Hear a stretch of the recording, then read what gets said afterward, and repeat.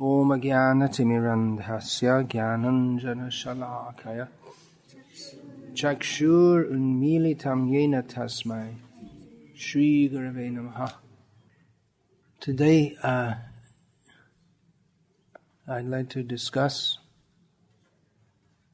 the purport of the song which begins O Hey Vaisnava Thakur by Srila Bhaktivinoda Thakur. You might have been thinking I would speak on topics connected with Janmashtami, as Janmashtami is just coming up. Janmashtami is followed, our celebration of Janmashtami is followed the next day by celebration of Vyasa Puja, offering respect, worship to Srila Prabhupada, the representative of Vyasa in the modern age. So it's quite appropriate today, even though Janmashtami is coming up, to discuss the glories of the Vaishnavas. Actually, that's appropriate at all times also.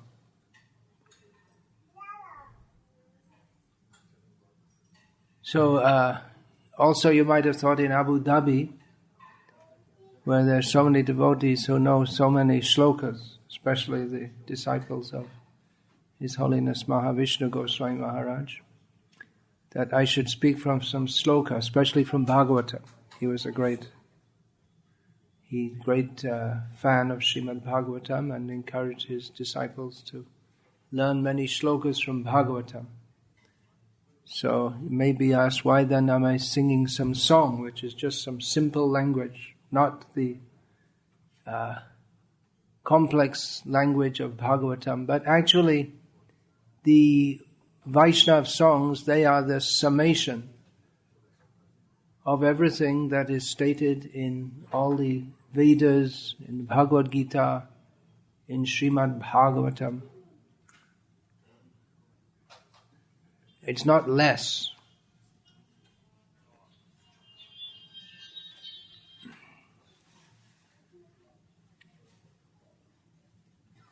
We shouldn't think it's less. If anything, if we may dare to say it's more, the songs of the Vaishnava Acharyas, we may dare to say they are, of course they cannot be more or higher than the Srimad Bhagavatam, but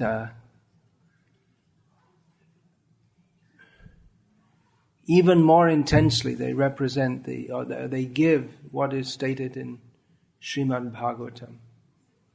Yeah, the shoes should be off, please. You train your child. They shouldn't bring shoes in front of the deity.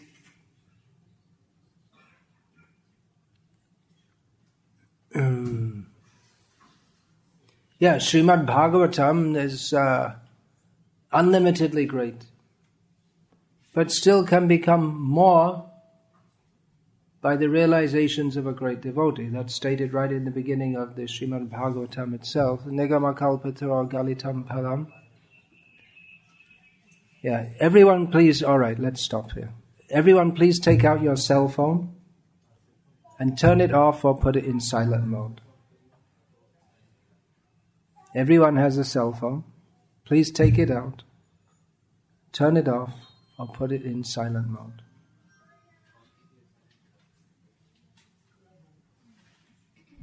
So in the beginning of Srimad Bhagavatam, it's stated about Srimad Bhagavatam, Shukamokad Amrita Dravasanyatam. But Srimad Bhagavatam is, anyway, the topmost Shastra, being the ripened fruit of the desire tree of the Vedas. But that nectar became even more tasty, palatable and accessible by being received through Shukadeva Goswami. Shukadeva heard that from Vyasadeva, but later when Shukadeva recited that before Parikshit Maharaj, Vyasadeva himself listened. So why would Vyasa listen to what he had given to Shukadeva? Because it became all the more sweeter by the realization of Shukadeva. So this Krishna consciousness is a dynamic process. It's not finished or bottled up at any point in time. So the Vaishnava acharyas, they give more and more of the consciousness, that is Krishna consciousness, in their writings, in their speaking, in their activities. So Bhaktivinoda Thakur, he was a Vaishnava of the type that is comparable only to himself. In other words, he is Apurva. There was no Vaishnava previous to him who you could say is just like that. So the song he's singing is, this song I'm going to discuss, is a song, Kirtan, which describes the very high level of Vaishnava, that he himself is on that platform, but he always considers himself very lowly, which is the qualification of a Vaishnava.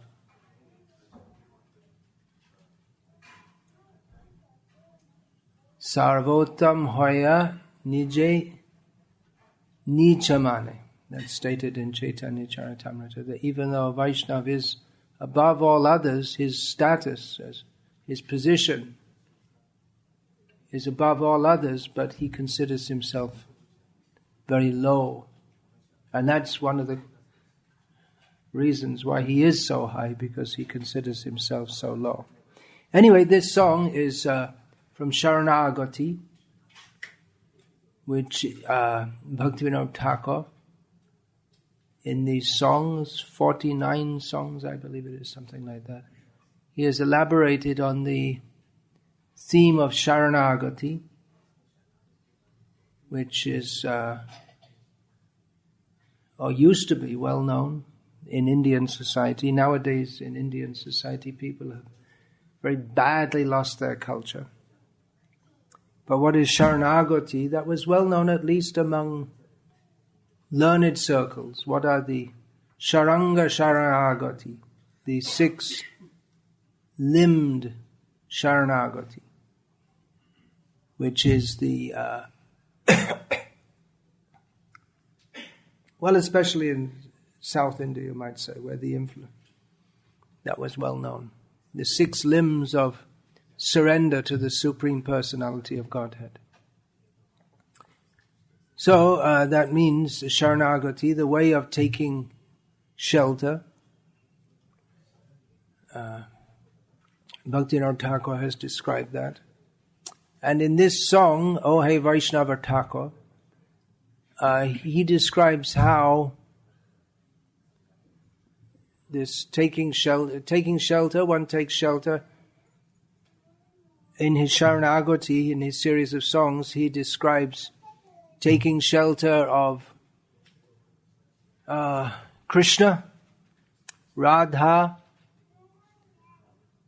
Ananga Manjari, Tulasi, Sri Guru, the holy dham, the holy names. So taking shelter of Krishna means taking shelter of Krishna in all his aspects. And particularly in this song, he will describe taking shelter of Krishna by taking shelter of the Vaishnavas. Or particularly, he's praying to one particular Vaishnava. Narottam Das sings, Ashraya loya bhaje, Krishna nahe tare taje, Ar shab mare akaran. The one who takes shelter, which means taking shelter of Krishna, because Krishna is the only proper shelter. Sharanya Sharanyam. He is the proper shelter for all those who seek shelter. One who seeks shelter, which means Ado Gurvashraya. in the beginning one takes shelter of Guru. Then Krishna never rejects such a person, and others who don't take such shelter, they simply live and die meaninglessly. So this song is addressed, Oh hey Vaisnava Thakur.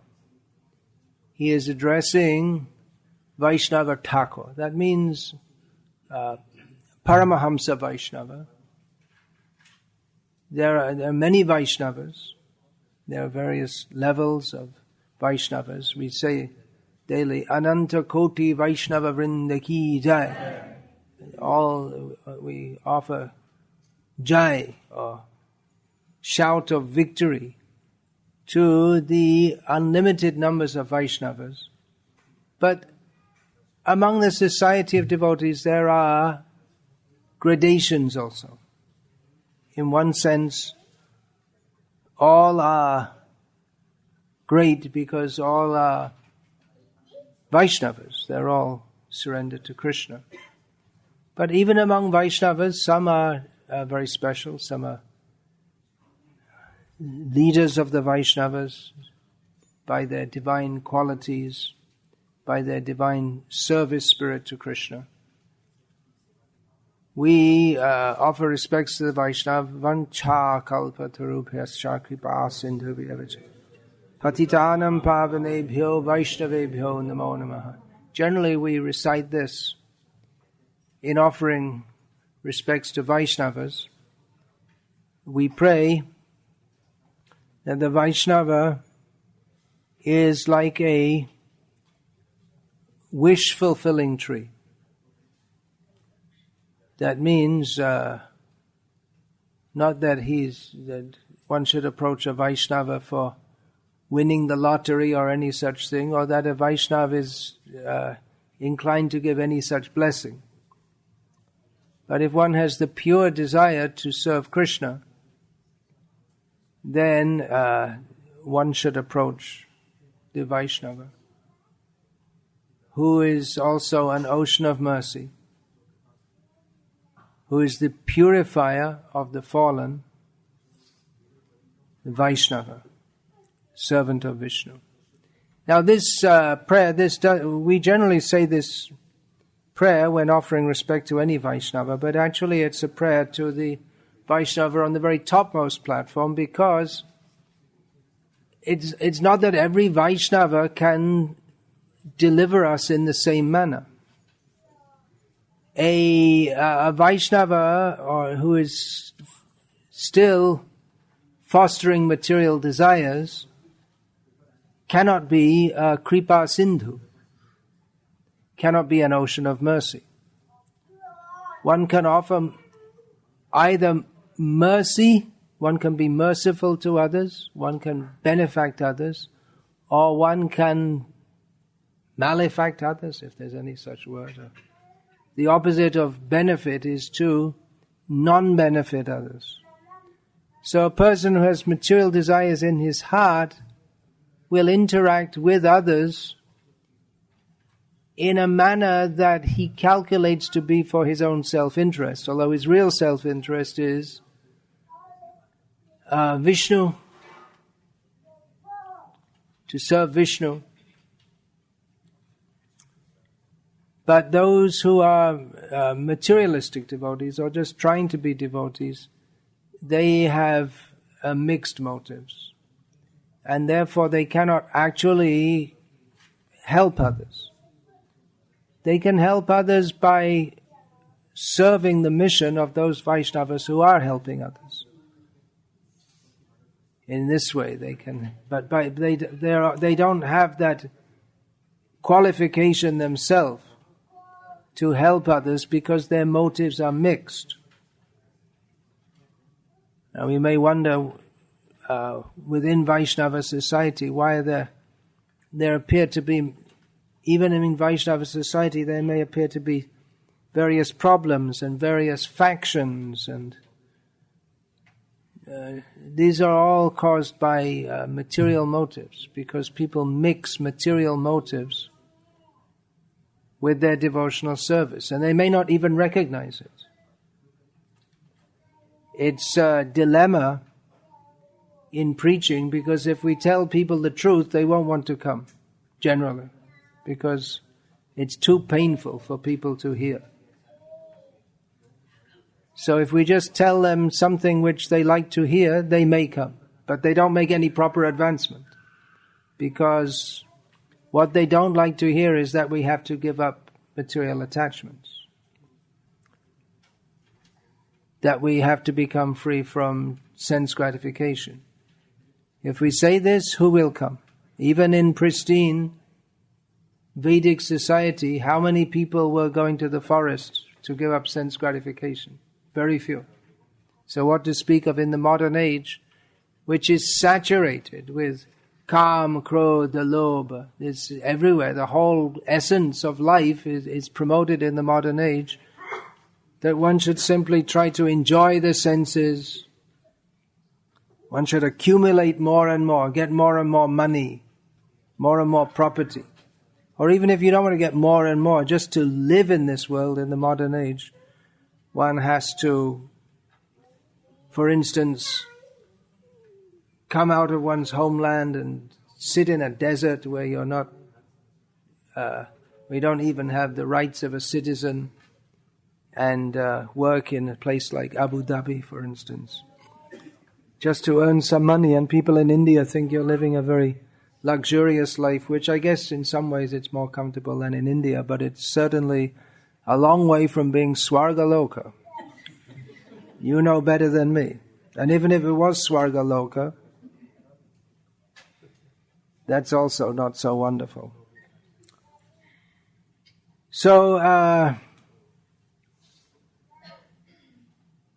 yeah, but if we say all these things, then people, they become nervous. If we teach actually there are so many Bhagavatam shlokas that Srila Prabhupada used to recite, and we see nowadays so many Indian people are joining ISKCON. In those days when Prabhupada was here, not so many came. They used to think this is some funny foreign idea. Not many were joining. Now many are joining, and piously they like to learn shlokas, teach their children shlokas. But many of the shlokas that Prabhupada used to recite, I don't hear people in the modern age reciting. They're afraid of them. Many of the shlokas Prabhupada used to recite, if I tell you, you may not like it, but it's the words of Vyasadeva. For instance, Nunang pramatah kurute vikarma yadindriya pritya aprinoti nasadu manye yata atmanoyam asannapi kleshada asadeha. The person who perform sinful activities for sense gratification, they're simply mad. They're mad.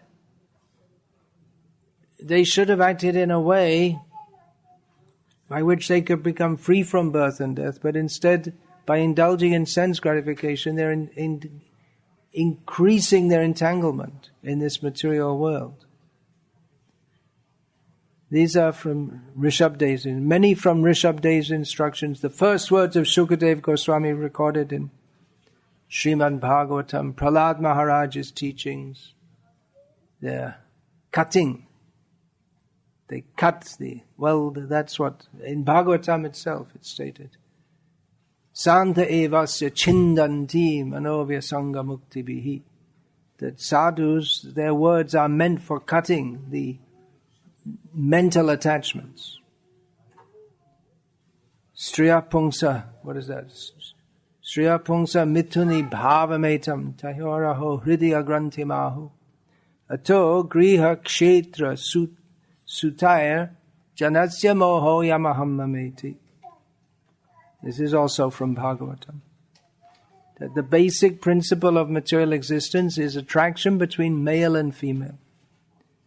This forms a very hard knot of material attachment on the heart. And then one becomes interested in getting a home sweet home, getting some property. One identifies oneself with one's land of birth, Janani Janma Bhumischa Swargameva Gariyasi. India won the World Cup cricket. That was the last good news for Indians. There's not been any good news since then, has there? It's all bad, getting worse. Then, Ato Griha Kshetra, children, money, society, friendship and love. In this way, one is bewildered and one thinks in terms of me and mine. So if we repeat these things, people don't like it. If we talk about Krishna, Krishna is so beautiful, you just chant Hare Krishna, everything will be nice. People like to hear that. Very good, okay. But then we just turn up the temperature a little bit and people don't like to come. So it's a dilemma because we want people to take to Krishna consciousness, but if we tell them what Krishna consciousness is, then they don't take to it. So we just tell all the nice things. You chant Hare Krishna, Krishna is very beautiful. Chant Hare Krishna, you'll be delivered from material life. But that we have to hear all these things, it's quietly edited out. No, there's no policy. No one sat down and had a meeting that we should edit out such things. But without, even unconsciously, it just kind of dropped and forgotten. But then people don't make any advancement because they remain attached to this material world. So, the Vaishnavas, they are oceans of mercy.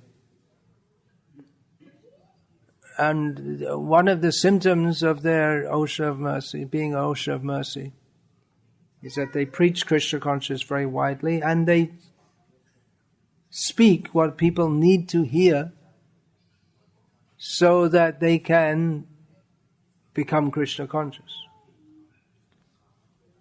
Otherwise, one cannot become Krishna conscious. If one remains stuck in the thought patterns and behavioral patterns of people of this Kali Yuga, then it becomes very, very difficult to make spiritual advancement. We often hear this verse. Here's a verse you all know. Akama sarva kamova moksha kama udharati tivrena bhakti yogena yajeta purishampara. You all know this verse. That whether one is without desires, full of desires, or desirous for liberation, one should intensely worship the Supreme Personality of Godhead by the process of Bhakti Yoga. Now this verse is often quoted with the idea, you see, you can have all material desires and worship Krishna. That's good. I like that. But that's not the point. The point is not the sarva kama. Yes, I like that.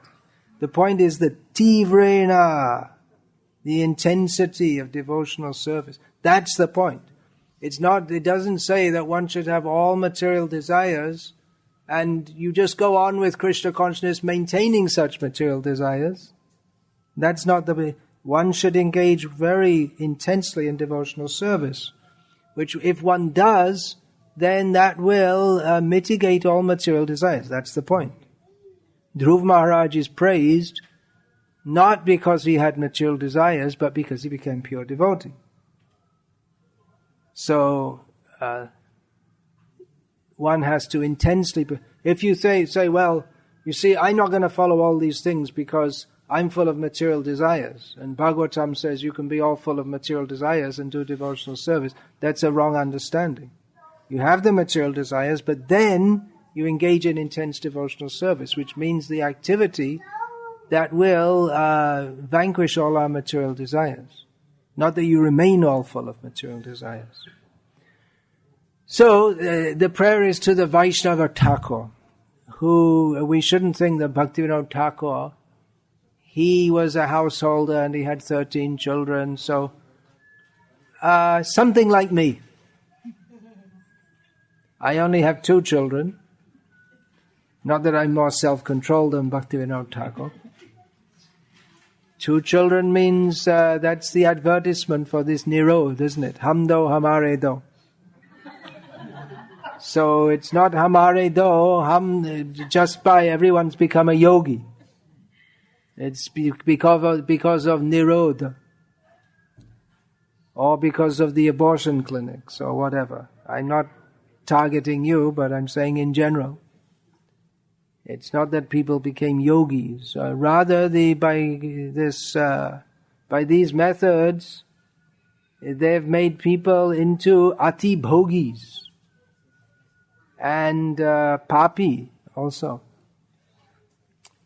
So, Bhaktivinoda Thakur is praying to the topmost Paramahamsa Vaishnava, who is prayed to Kripa Sindhu, praying for the mercy of the Vaishnava.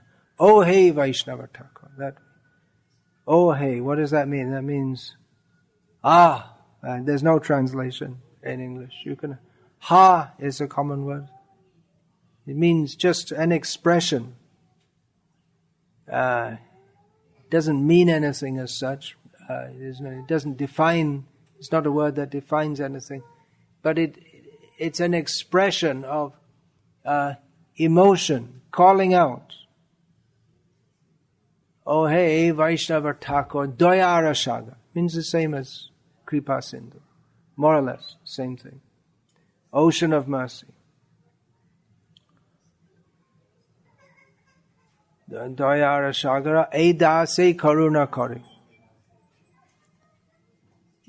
So the Vaishnavas, they are oceans of mercy. Again, we're particularly talking about the topmost Paramahamsa Vaishnavas. Those who are not Paramahamsa Vaishnavas, they can also perform merciful acts to others by repeating the message of the Paramahamsa Vaishnavas, distributing Srila Prabhupada's books. In this way, they can act as the best friend of others, even though they may have lingering material desires themselves, or maybe not lingering, but they may be struggling themselves with material desires, but they can help others, because even though they may not have yet come to the fully pure platform, they know what that platform is, they have faith in that, and therefore they act to distribute that knowledge to others. Now do this afterward. Don't do this now. Listen. Don't disturb now. Come and listen. Otherwise you'll remain on the neophyte platform forever. Always. Listening is important. So, Eda se karuna kari. The Vaishnavas, they're an ocean of mercy. That actually the ocean of mercy is Krishna. The Vaishnavas, they bring that mercy. Just like the cloud, that example is given. Sangsara dava nalalidha loka tranaya karanya ghana ghanatva. They become the cloud which takes the water from the ocean of mercy, who is Krishna, and shower that.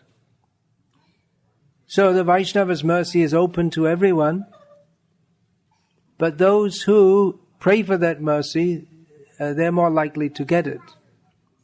Those who are not willing to take that mercy, then they're not such good recipients for that mercy. Sometimes we see people who are not really worthy of that mercy, but they get the mercy anyway. Just like Nalakuvara, Manigriva. They were not fit for the mercy of Narada Muni, but they got it anyway.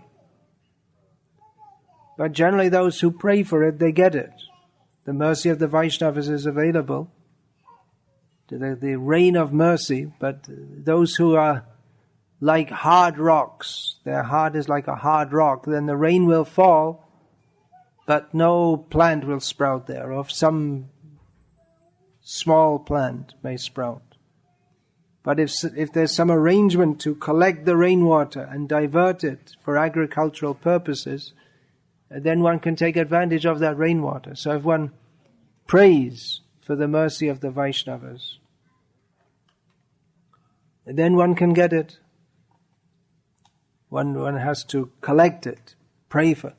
This is just an example. One has to pray for that mercy.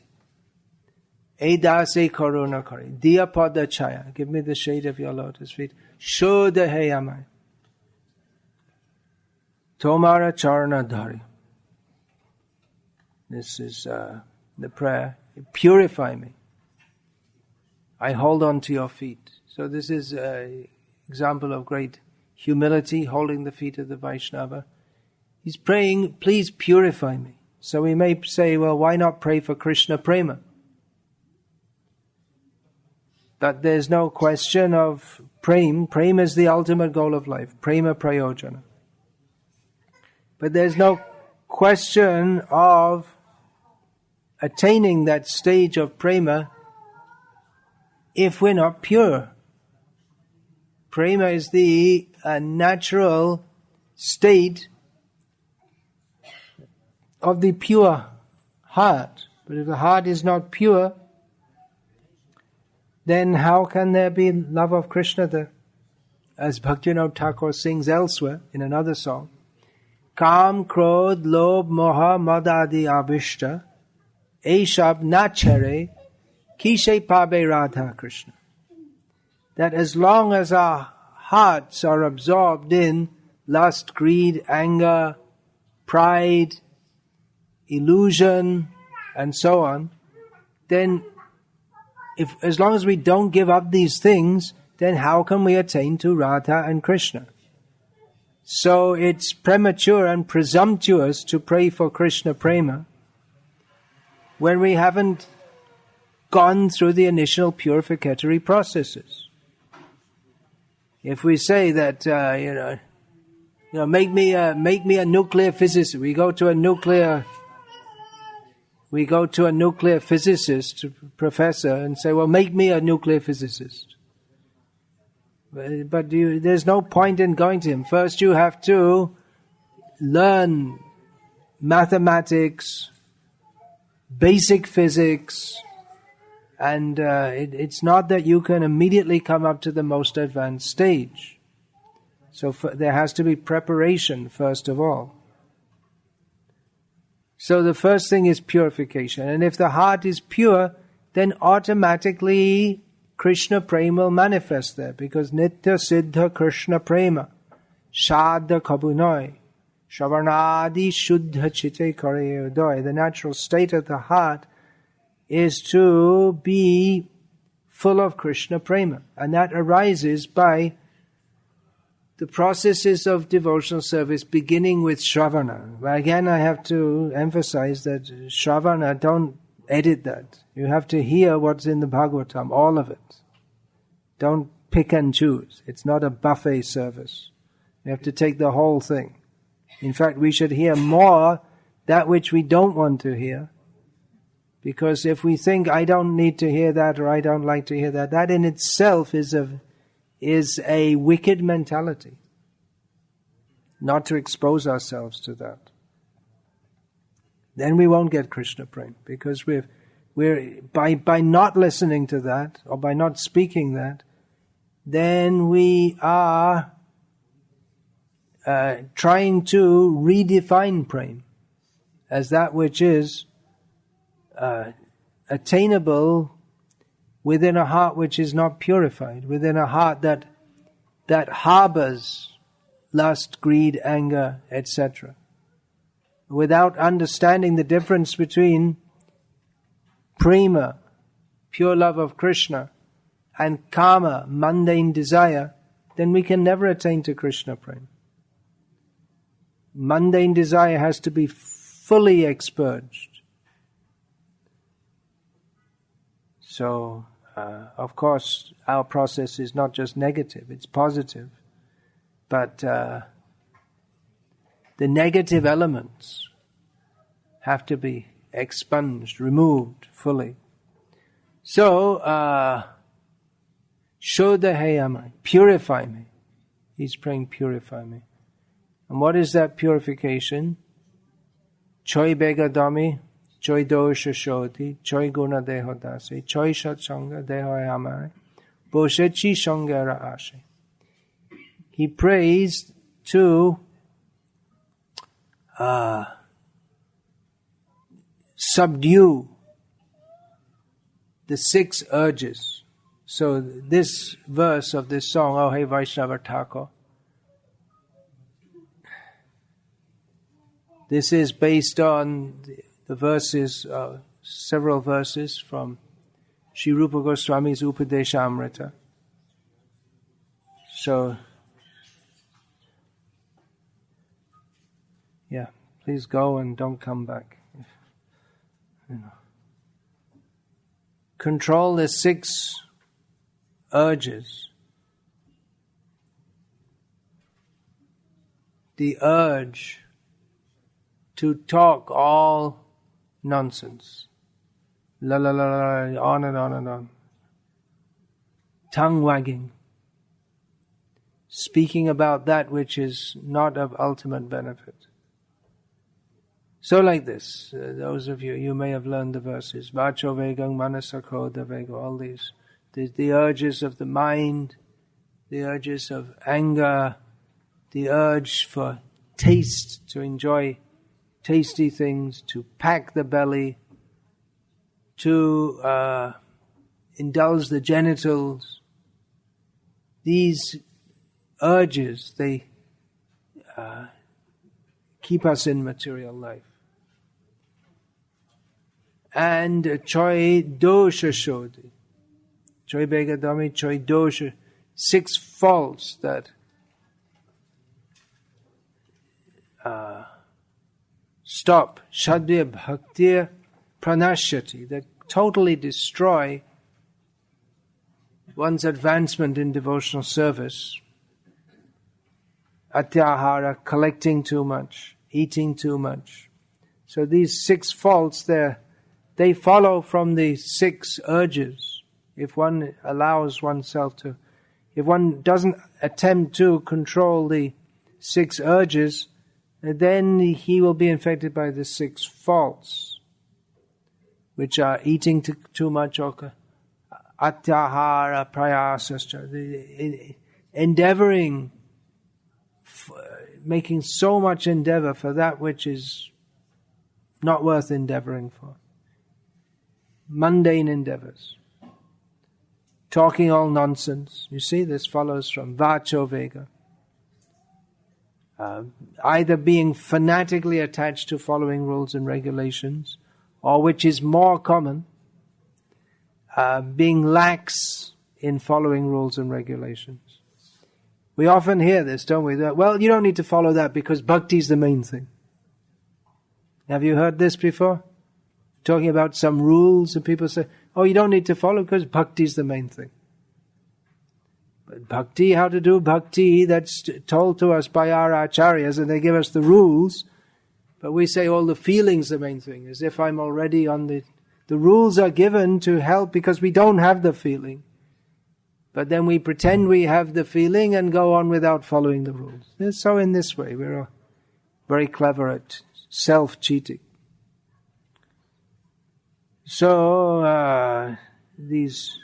all these purification processes, choi dosha shodhi, choi guna. If one is actually advancing in devotional life, then naturally the qualities of a Vaisnava, they will develop in one. And choi satsanga, this interacting with devotees. So this can be actually done on the purified platform. The priti lakshana, the 6 symptoms of love, they can be manifest where there is love.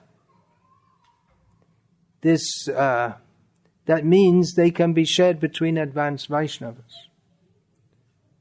It's the 6 exchanges between Vaishnavas, which are to offer a gift, to accept something which is offered by them, dadati pratigrihnati, revealing one's mind in confidence, discussing confidentially with them, feeding them, accepting prasad from them, These are not mundane social interactions. Where you see among materialistic people also, they may sometimes invite someone, come to our child's birthday party or something like this. But a Vaishnava interaction is on the platform of love of Krishna. So it doesn't mean mundane interaction. One can actually associate with devotees when one is on the purified platform. So Bhaktivinoda Thakur is praying to the Vaishnava for the purification by which we can become Vaishnavas. We're all very weak. We're all very weak. That's true. In Kali Yuga especially, we're all very weak. Anyway, we're weak. Before Maya, before Krishna, we're all very weak. Maya is very strong. So we're very weak. And in Kali Yuga, we're weaker still. We're weak. That's admitted. So it's difficult to overcome all the different bad qualities, the attachments within the heart. But this one thing, we should become sadhus. Sadhu means not necessarily this long beard and orange robe, and that doesn't necessarily make us sadhu. I was just on a flight the night before, from Moscow to Delhi.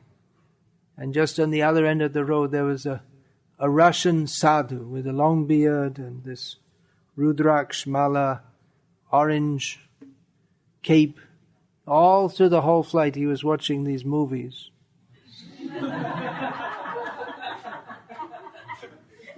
And his girlfriend next to him, she was watching some other movies. And in the other row there was someone, I don't know, I was sleeping part of the time, but it seemed to me like the whole flight he was just watching cartoons. And then there's a couple in front of me, the whole night they were just smooching. You know what it means? Kissing. Hare Krishna. What a wonderful life we sannyasis have. Flying all over the world, enjoying ourselves. Simply enjoying ourselves, running around here and there. I didn't dare look behind me.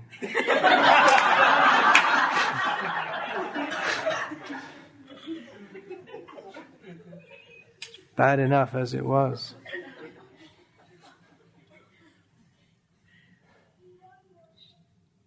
So, sadhu, we should become sadhus. That means we should be sat. We should be dedicated to truth. That which is our actual nature. That which is for the ultimate benefit of ourselves and everyone. In other words, we should not be kapat, is the word in Bengali.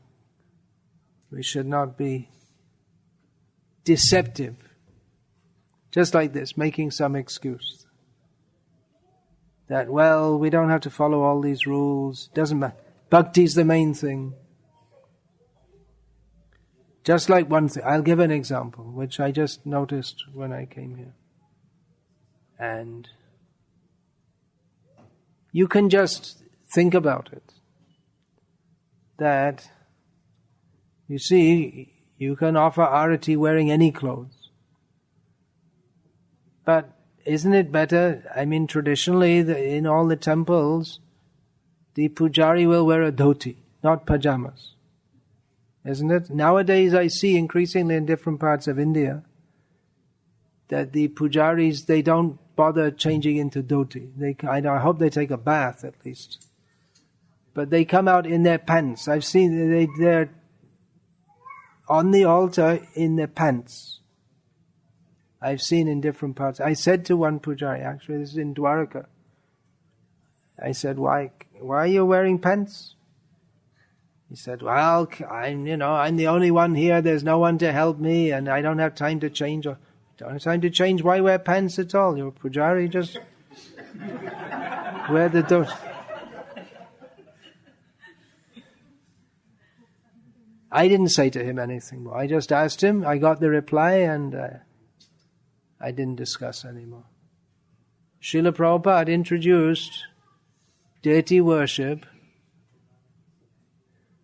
Just now in Dubai, they were asking me about, well,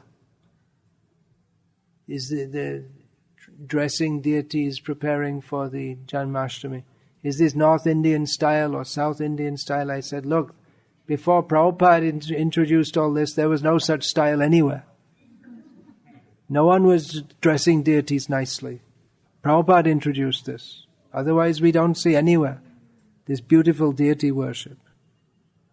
So Srila Prabhupada said, my one great fear is that after I pass away from this world, you will diminish the standard of deity worship. So you can just think that if you're going to worship deities, it takes 2 minutes to change from pajamas to a dhoti. Why not wear a dhoti like this? So like, you may think, well, it's a small thing and the main thing is bhakti. But then if there's bhakti, then why not wear the clothes that's traditionally used? Like this, just this mentality. Once this mentality comes, then we rationalize everything, and everything becomes gradually spoiled. Rationalize means we think, well, I don't have to follow this because I have bhakti in my heart. It's a cheating mentality. So we're weak. No doubt we're all weak. Weakness that is not condemned, but this cheating mentality of trying to avoid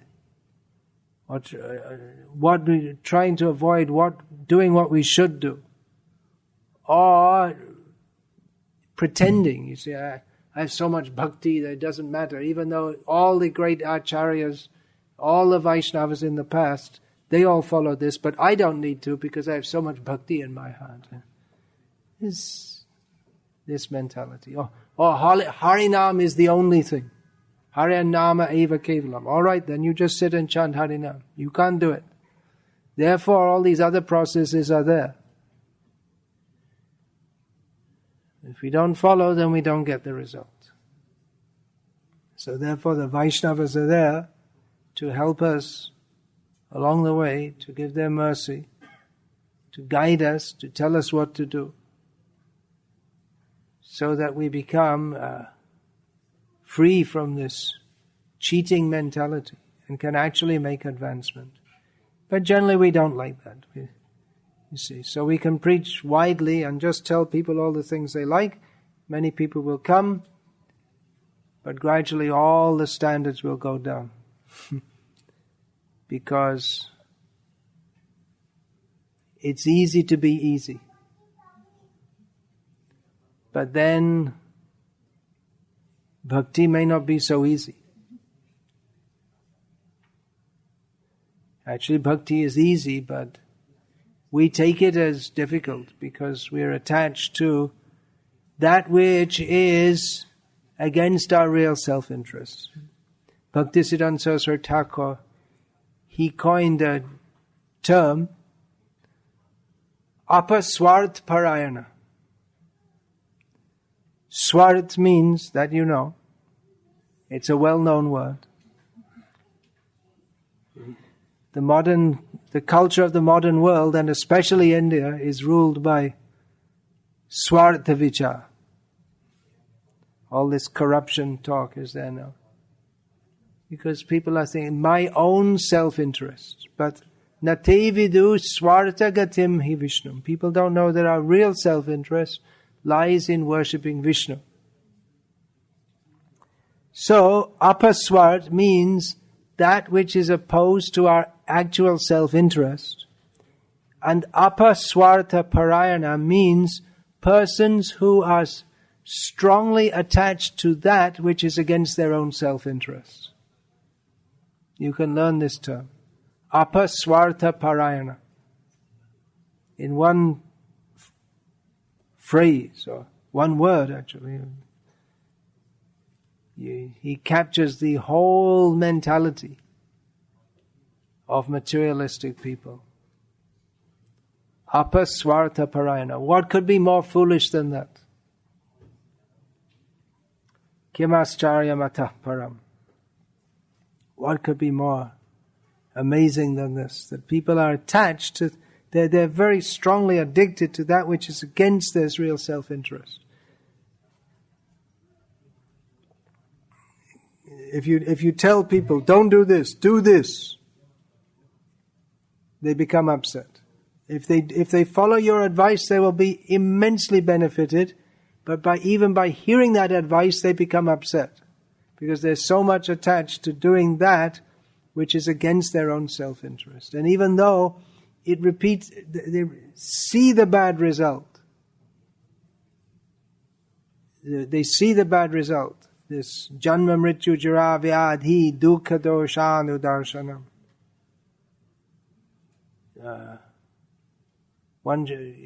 Anudarshana. This may have different meanings. One should see that the miseries of birth, death, old age and disease, one can see that by being informed by the others. Anudarshan also means continuously. We see it all around us all the time. But pashyanapi na pashyati. We see but we don't see. Because we don't want to see. We don't want to see. And this sense gratification, it blinds us, so we can't see. Sense gratification, that doesn't necessarily mean like very gross sense gratification, even just to be attached to maintaining some small apartment. That can also be some sense gratification. By that attachment to that can completely cover our desire for that which is in our real self-interest. So Bhaktivinoda Thakur is praying to the Vaishnava like this: to purify me, boshechi shongara ashe. I'm sitting here in the expectation of getting your association. So there may be many Vaishnavas who help us along the way. But while acknowledging that so many Vaishnavas have helped us in so many ways, we may think that, well, just like in my case, I think I've had so much help from so many Vaishnavas in so many ways, even all the previous acharyas, all their writings and their contributions are helping us in so many ways.